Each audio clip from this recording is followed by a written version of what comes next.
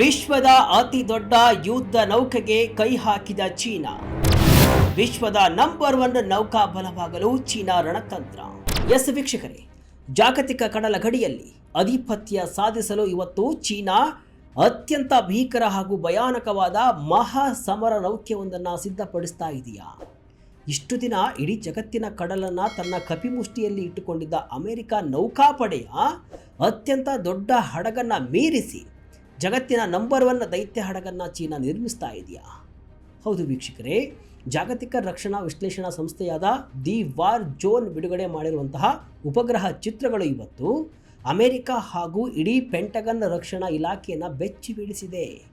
ಜಾಗತಿಕ ಸ್ಯಾಟಲೈಟ್ ಚಿತ್ರಗಳ ಪ್ರಕಾರ ಚೀನಾ ಇವತ್ತು ತನ್ನ ಗುವಾಂಗ್ಜೌ ಶಿಪ್ ಯಾರ್ಡ್ ಇಂಟರ್ನ್ಯಾಷನಲ್ನಲ್ಲಿ ಜಗತ್ತಿನ ಇತಿಹಾಸದಲ್ಲೇ ಅತ್ಯಂತ ದೊಡ್ಡದಾದ ಯುದ್ಧ ನೌಕಾ ಮರುಪುರಾಣ ಹಡಗು ಅಂದರೆ ರಿಪ್ಲೇಸ್ಮೆಂಟ್ ಯುದ್ಧ ಹಡಗನ್ನು ಅತ್ಯಂತ ರಹಸ್ಯವಾಗಿ ನಿರ್ಮಾಣ ಮಾಡ್ತಾ ಇದೆ.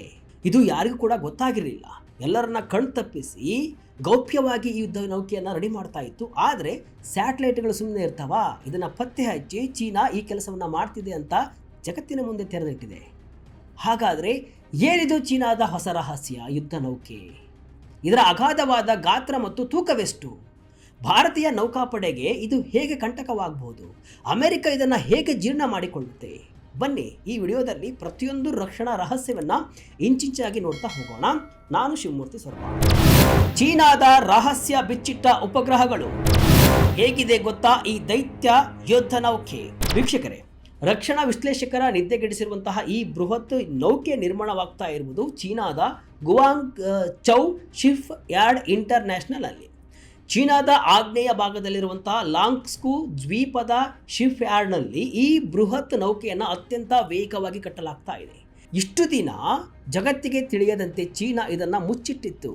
ಆದರೆ ಆಕಾಶದಿಂದ ಹದ್ದಿನ ಕಣ್ಣಿಟ್ಟಿದ್ದ ಸ್ಯಾಟಲೈಟ್ಗಳು ಈ ರಹಸ್ಯವನ್ನು ಜಗತ್ತಿನ ಮುಂದೆ ತಂದಿಟ್ಟಿವೆ. ಸ್ಯಾಟಲೈಟ್ ಚಿತ್ರಗಳ ಪ್ರಕಾರ ಈ ನೌಕೆಯ ಗಾತ್ರ ಎಷ್ಟು ದೊಡ್ಡದಾಗಿದೆ ಗೊತ್ತಾ? ಇದರ ಅಂದಾಜು ಉದ್ದ ಬರೋಬ್ಬರಿ 270 ಮೀಟರ್ ಮತ್ತು ಅಗಲ 37 ಮೀಟರ್. ಚೀನಾ ಸದ್ಯಕ್ಕೆ ಬಳಸುತ್ತಿರುವಂತಹ ಅತಿ ದೊಡ್ಡ ಟೈಪ್ 901 ಯುದ್ಧ ನೌಕೆಗಳಿಗಿಂತಲೂ ಇದು ಗಾತ್ರದಲ್ಲಿ ತುಂಬ ದೊಡ್ಡದಾಗಿದೆ. ಈ ಹಡಗಿನ ಮುಂಭಾಗದಲ್ಲಿ ಬೃಹತ್ ಬ್ರಿಡ್ಜ್ ಮತ್ತು ಮಾಸ್ಟ್ ಇದ್ದು, ಹಿಂಭಾಗದ ಎಕ್ಸಾಸ್ಟ್ ಸ್ಟ್ಯಾಕ್ಗಳ ಹಿಂದೆ ಮತ್ತೊಂದು ಬೃಹತ್ ಸೂಪರ್ ಸ್ಟ್ರಕ್ಚರ್ ನಿರ್ಮಾಣ ಮಾಡಲಾಗ್ತಾ ಇದೆ.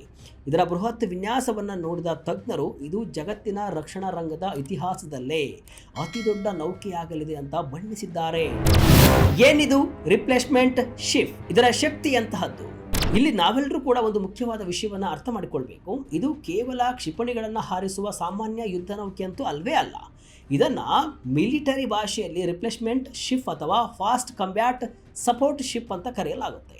ಸರಳವಾಗಿ ಹೇಳಬೇಕಂದ್ರೆ ಇದು ಸಮುದ್ರದ ಮೇಲಿರುವ ಒಂದು ಮಹಾ ಗೋದಾಮು ಅಥವಾ ಚಲಿಸುವ ಮಿಲಿಟರಿ ಬೇಸ್. ಯಾವುದೇ ಒಂದು ದೇಶ ತನ್ನ ದೇಶದ ಗಡಿಯನ್ನು ದಾಟಿ ಸಾವಿರಾರು ಕಿಲೋಮೀಟರ್ ದೂರದ ಸಮುದ್ರದಲ್ಲಿ ಯುದ್ಧವನ್ನು ಮಾಡಬೇಕಂದ್ರೆ ಅದಕ್ಕೆ ಏರ್ಕ್ರಾಫ್ಟ್ ಕ್ಯಾರಿಯರ್ಗಳು, ಫ್ರಿಗೇಟ್ಗಳು ಮತ್ತು ಸಬ್ಮರೀನ್ಗಳ ಅವಶ್ಯಕತೆ ತುಂಬ ಇರುತ್ತೆ. ಆದರೆ ಈ ಯುದ್ಧ ನೌಕೆಗಳಿಗೆ ನಿರಂತರವಾಗಿ ಇಂಧನ, ಯುದ್ಧ ವಿಮಾನಗಳ ಇಂಧನ, ಶಸ್ತ್ರಾಸ್ತ್ರಗಳು, ಮದ್ದುಗುಂಡುಗಳು, ಸೈನಿಕರಿಗೆ ಆಹಾರ ಮತ್ತು ಕುಡಿಯುವ ನೀರು ಬೇಕಾಗುತ್ತೆ. ಇವು ಖಾಲಿಯಾದಾಗ ಯುದ್ಧ ನೌಕೆಗಳು ಮತ್ತೆ ದೇಶದ ಬಂದೂಕಿಗೆ ವಾಪಸ್ ಬರಬೇಕಾಗುತ್ತೆ. ಆದರೆ ಈ ರಿಪ್ಲೇಸ್ಮೆಂಟ್ ಶಿಪ್ಗಳು ಸಮುದ್ರದ ಮಧ್ಯದಲ್ಲೇ ಯುದ್ಧ ನಡೀತಾ ಇರುವಾಗಲೇ ಏಕಕಾಲದಲ್ಲಿ 2-3 ಯುದ್ಧ ನೌಕೆಗಳಿಗೆ ಇಂಧನ ಮತ್ತು ಶಸ್ತ್ರಾಸ್ತ್ರಗಳನ್ನು ರಿಫಿಲ್ ಮಾಡಬಲ್ಲವು. ಅಂದರೆ ಈ ಒಂದು ಹಡಗು ಇದ್ದರೆ ಸಾಕು, ಚೀನಾದ ಇಡೀ ನೌಕಾಪಡೆ ತಿಂಗಳುಗಟ್ಟಲೆ ಬಂದೂಕಿಗೆ ವಾಪಸ್ ಬರದೆ, ಅಂದರೆ ಆ ಸ್ಥಳಕ್ಕೆ ವಾಪಸ್ ಬರದೆ ಜಗತ್ತಿನ ಯಾವುದೇ ಮೂಲೆಗೆ ಹೋಗಿ ಯುದ್ಧವನ್ನು ಮಾಡಬಹುದು. ಅಮೆರಿಕದ ಆಧಿಪತ್ಯಕ್ಕೆ ಬಿಗ್ ಶಾಕ್. ಇಂದಿನವರೆಗೂ ಇಡೀ ಜಗತ್ತಿನ ಸಮುದ್ರದ ಮೇಲೆ ಅಮೆರಿಕದ್ದೇ ಏಕಸ್ವಾಮ್ಯ ಇತ್ತು. ಅಂದರೆ ಅಮೆರಿಕವನ್ನು ಮೀರಿಸೋರು ಯಾರು ಇರಲಿಲ್ಲ ಆಗಿತ್ತು. ಅದಕ್ಕೆ ಮುಖ್ಯ ಕಾರಣ ಅಮೆರಿಕದ ಬಳಿ ಇರುವಂತಹ ಮಿಲಿಟರಿ ಸಿಲಿಫ್ಟ್ ಕಮಾಂಡ್ ಮತ್ತು ಅದರ ಸಪ್ಲೈ ಕ್ಲಾಸ್ ಫಾಸ್ಟ್ ಕಂಬ್ಯಾಕ್ಟ್ ಸಪೋರ್ಟ್ ಶಿಪ್ಗಳು. ಈ ಅಮೆರಿಕನ್ ನೌಕೆಗಳು ಬರೋಬ್ಬರಿ 48,500 ಟನ್ ತೂಕದ ಸಾಮರ್ಥ್ಯವನ್ನು ಹೊಂದಿದ್ದು ಪ್ರಸ್ತುತ ವಿಶ್ವದ ಅತಿದೊಡ್ಡ ಲಾಜಿಸ್ಟಿಕ್ಸ್ ಹಡಗುಗಳು ಆಗಿವೆ. ಅಮೆರಿಕದಲ್ಲೇ ವಿಶ್ವದ ನಂಬರ್ 1 ಹಡಗುಗಳು ಅಮೆರಿಕದ ಬಳಿ ಇವೆ. ಆದರೆ ಈಗ ಚೀನಾ ಕಟ್ತಾ ಇರುವಂತಹ ಹೊಸ ನೌಕೆ ಅಮೆರಿಕದ ಈ ಸಪ್ಲೈ ಕ್ಲಾಸ್ ಹಡಗುಗಳಿಗಿಂತಲೂ ಹೆಚ್ಚು ತೂಕ ಮತ್ತು ಸಾಮರ್ಥ್ಯವನ್ನು ಹೊಂದಿರಲಿದೆ ಅಂತ ಸ್ಯಾಟಲೈಟ್ ದತ್ತಾಂಶಗಳು ಹೇಳ್ತಾ ಇವೆ. ಚೀನಾದ ಬಳಿ ಈಗಾಗಲೇ 45,000 ಟನ್ ಸಾಮರ್ಥ್ಯದ ಹುಲುನ್ಹು ಮತ್ತು ಚಾಗೊನ್ಹು ಎಂಬ 2 ಟೈಪ್ 901 ಹಡಗುಗಳು ಇವೆ. ಆದರೆ ಈಗ ನಿರ್ಮಾಣವಾಗ್ತಿರುವಂತಹ ಈ ಹೊಸ ಹಡಗು ಅಮೆರಿಕವನ್ನು ಸಂಪೂರ್ಣವಾಗಿ ಹಿಂದಿಕ್ಕಿ ವಿಶ್ವದ ನಂಬರ್ 1 ದೊಡ್ಡ ಲಾಜಿಸ್ಟಿಕ್ಸ್ ನೌಕೆಯಾಗಲಿದೆ. ಇದು ಅಮೆರಿಕದ ರಕ್ಷಣಾ ಇಲಾಖೆಯಾದ ಪೆಂಟಗನ್ಗೆ ತೀವ್ರ ಆತಂಕವನ್ನು ಉಂಟು ಮಾಡಿದೆ. ಚೀನಾದ ಬ್ಲೂ ವಾಟರ್ ನೇವಿ ಕನಸು. ಭಾರತದ ಯುದ್ಧ ನೌಕೆಯ ಸಾಮರ್ಥ್ಯವೇನು? ವೀಕ್ಷಕರೇ, ಚೀನಾ ಇಷ್ಟೊಂದು ದೊಡ್ಡ ಹಡಗನ್ನು ಯಾಕೆ ಕಟ್ತಾ ಇದೆ? ಇದರ ಹಿಂದೆ ಇಡೀ ಜಗತ್ತನ್ನು ತನ್ನ ಮುಷ್ಟಿಗೆ ತೆಗೆದುಕೊಳ್ಳುವಂತಹ ಬ್ಲೂ ವಾಟರ್ ನೇವಿ ಮಹತ್ವಾಕಾಂಕ್ಷಿ ಅಡಗಿದೆ. ಚೀನಾ ಕೇವಲ ತನ್ನ ಕರಾವಳಿ ಪ್ರದೇಶದಲ್ಲಿ ಅಷ್ಟೇ ಅಲ್ಲ, ದಕ್ಷಿಣ ಚೀನಾ ಸಮುದ್ರ, ಪೆಸಿಫಿಕ್ ಸಾಗರ ಮತ್ತು ಮುಖ್ಯವಾಗಿ ಭಾರತದ ಹಿತ್ತಲಲ್ಲಿರುವಂತಹ ಹಿಂದೂ ಮಹಾಸಾಗರದಲ್ಲಿ ತನ್ನ ಏರ್ಕ್ರಾಫ್ಟ್ ಕ್ಯಾರಿಯರ್ ಸ್ಟ್ರೈಕ್ ಗ್ರೂಪ್ಗಳನ್ನು ದೀರ್ಘಕಾಲದವರೆಗೆ ನಿಯೋಜಿಸಲು ಈ ಮಾಸ್ಟರ್ ಪ್ಲಾನ್ ಮಾಡಿದೆ. ಇದು ಭಾರತಕ್ಕೂ ಕೂಡ ದೊಡ್ಡ ತಲೆನೋವಾಗಿ ಪರಿಗಣಿಸಿದೆ. ಹೋಲಿಕೆ ಮಾಡಿ ನೋಡುವುದಾದರೆ ಭಾರತೀಯ ನೌಕಾಪಡೆಯ ಅತ್ಯಂತ ದೊಡ್ಡ ರಿಪ್ಲೇಸ್ಮೆಂಟ್ ನೌಕೆಗಳು ಅಂದರೆ ಅವು ದೀಪಕ್ ಕ್ಲಾಸ್ ಫ್ಲೀಟ್ ಟ್ಯಾಂಕರ್ಗಳು. ಇವುಗಳ ಪೂರ್ಣ ಸಾಮರ್ಥ್ಯ ಸುಮಾರು 28,000 ಟನ್ಗಳು ಮಾತ್ರ. ಅಂದರೆ ಚೀನಾ ಕಟ್ಟುತ್ತಿರುವ ಹೊಸ ನೌಕೆ ಇದೆಯಲ್ಲ, ಅದು ಭಾರತದ ನೌಕೆಗಿಂತ ದುಪ್ಪಟ್ಟು ದೊಡ್ಡದು.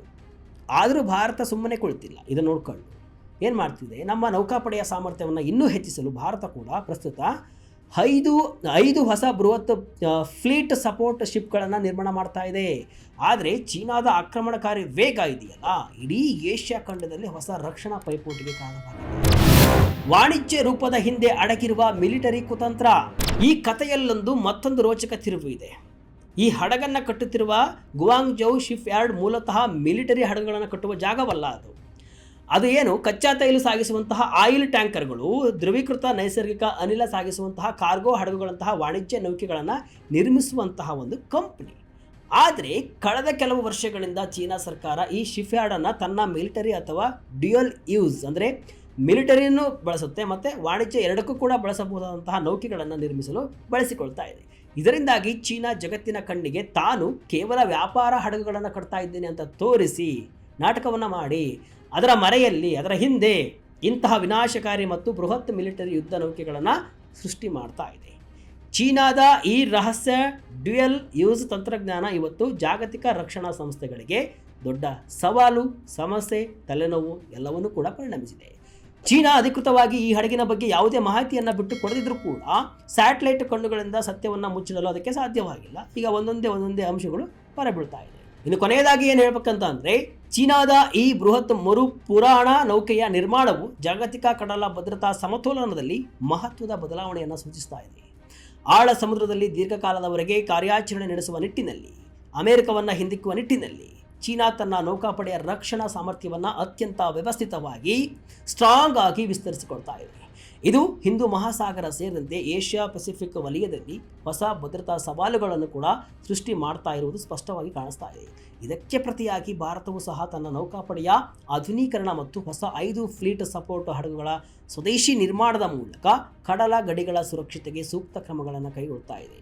ಬದಲಾಗುತ್ತಿರುವ ಇಂದಿನ ಭೌಗೋಳಿಕ, ರಾಜಕೀಯ ಮತ್ತು ಕಡಲ ಕಾರ್ಯತಂತ್ರಗಳಿಗೆ ಹೊಂದಿಕೊಳ್ಳುತ್ತಾ ತನ್ನ ಗಡಿ ಸಾರ್ವಭೌಮತ್ವವನ್ನು ಕಾಪಾಡಿಕೊಳ್ಳಲು ನಮ್ಮ ನೌಕಾಪಡೆಯು ಜಾಗರೂಕತೆಯಿಂದ ಕಾರ್ಯವನ್ನು ನಿರ್ವಹಿಸ್ತಾ ಇದೆ. ಭವಿಷ್ಯದ ಜಾಗತಿಕ ರಕ್ಷಣಾ ಸವಾಲುಗಳನ್ನು ಎದುರಿಸಲು ಕಡಲ ರಂಗದಲ್ಲಿ ಆಧುನಿಕ ತಂತ್ರಜ್ಞಾನ ಮತ್ತು ಸ್ವಾವಲಂಬನೆ ಅತ್ಯಂತ ಅನಿವಾರ್ಯವಾಗಿದೆ ಎಂಬುದನ್ನು ಈ ಇಡೀ ಜಾಗತಿಕ ಬೆಳವಣಿಗೆಗಳು ಇವತ್ತು ಸ್ಪಷ್ಟಪಡಿಸ್ತಾ ಇದೆ. ಚೀನಾ ಈ ಬಗ್ಗೆ ಎಲ್ಲೂ ಕೂಡ ಅಧಿಕೃತವಾಗಿ ಹೇಳಿಲ್ಲ, ಆದರೆ ಇದು ಸತ್ಯ ಅಂತಿವೆ ಸ್ಯಾಟಲೈಟ್. ಇದಿಷ್ಟು ಇವತ್ತಿನ ವಿಶೇಷ.